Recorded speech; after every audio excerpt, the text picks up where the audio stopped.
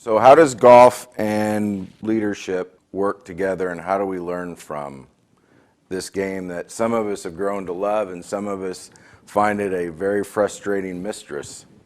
Well, I can tell you my own personal experience. I've been played this game now for 25 years.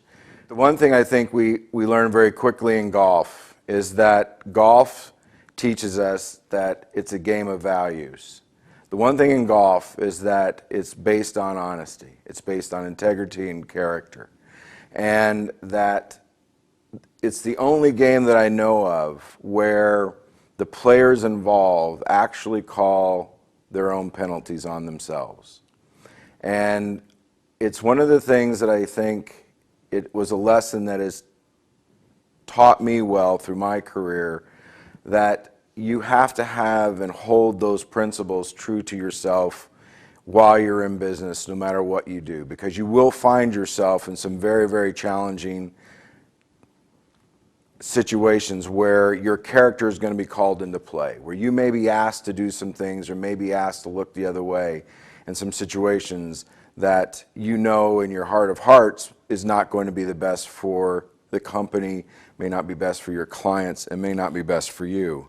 And that's a very difficult situation. I remember years ago when I was working for General Electric, Jack Welch said the toughest decision he had to make was when you had a person who was delivering high value for the corporation, but their values were not in line with the company's values. And so you had a diagram that would basically show high value and high values for the company and high value driven for the organization. But if those two things weren't both equally at the same level, you had a very difficult situation from a leadership perspective.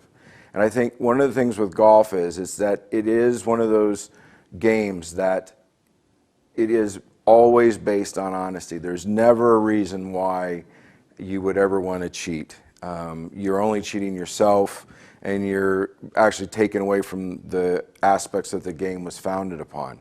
And again, I think in life and in business, it's one of the things that we always try to instill, at least with the people that I work with, and it's one of the things that I look for in the companies that I work for.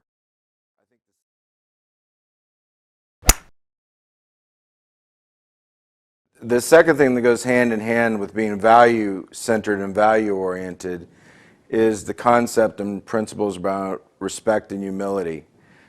You know, respect and humility in the game of golf is something that's very important. It's respect and humility for your opponents that you're playing, for the course you're playing on, for your equipment, and for yourself. And it's also about humility in that it's not taking yourself so seriously, and no matter how well you're playing, it's also understanding that those around you may not be playing as well, and you need to be conscious of that and help them along where possible without being overbearing. And I think in business it's the same way. You know, we have to be respectful of our customers. We have to understand that we're in business to serve them. Money is secondary. You know, I think sometimes companies find themselves in trouble when their goal is to make money and not to service their clients. You know, we've learned over the years that companies find themselves in some very bad legal situations at times, or find themselves in financial trouble when they forget that basic premise, that they are here to serve their clients. And the humility side of it as well is no matter how great you are, remember when you climb to the top of that mountain, it's very easy to be knocked off because you're a very easy target. And I think that's one of the things that, again, in golf, it teaches us that, you know, you may have played a great round today, but tomorrow is a completely different day. And for most of us that have had those days, we walk out on the golf course after having a great round and you tee it up and you hit the ball and you're thinking, where did that ball come from? Yesterday, I couldn't hit a bad shot. Today, I can't hit a good shot. And in business, sometimes it feels exactly the same way. We could have a great quarter, and the next thing you know, something's going wrong, and we don't understand where that comes from. But that's part of the business cycle that we live in. And I think, again, understanding that we do need to respect our clients and listen to them, it's also about respecting our employees. And because, again, without our employees, we don't achieve anything. Without our employees first, they won't be able to deliver to our clients.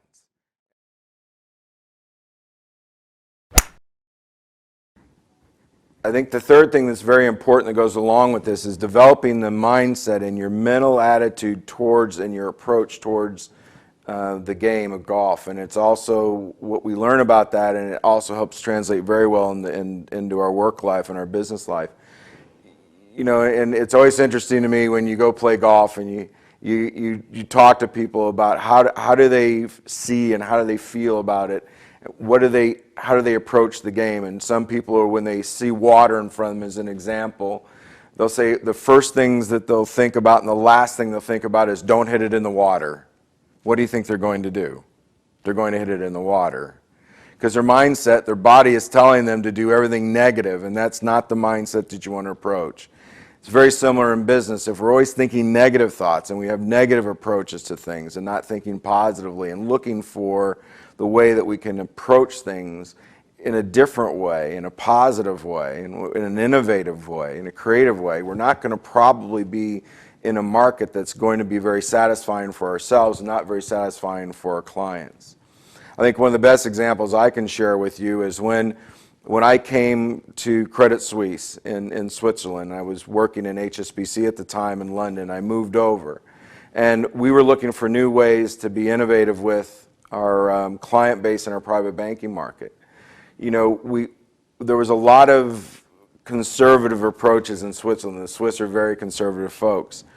And they also had a different way of thinking about how do we do things with our employees, because everything was very conservative there as well. Yet we had a very, very unique opportunity with this thing called smart working, where we took a completely radical approach to how do you change the way that we're going to work with our employees. We completely reconfigured the way we thought about work, about our work life, about where we worked, the work environments, and we completely redesigned our entire working relationship with our employees and the type of work environments that they were in. So you have to imagine a very conservative working bank, like a Swiss bank, now looks like the inside of Google.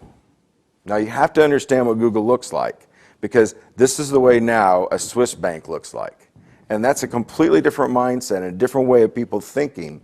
And this is a way we kind of learn how to look at golf as well. If you see a tough shot, you have to be creative in the way you look at it.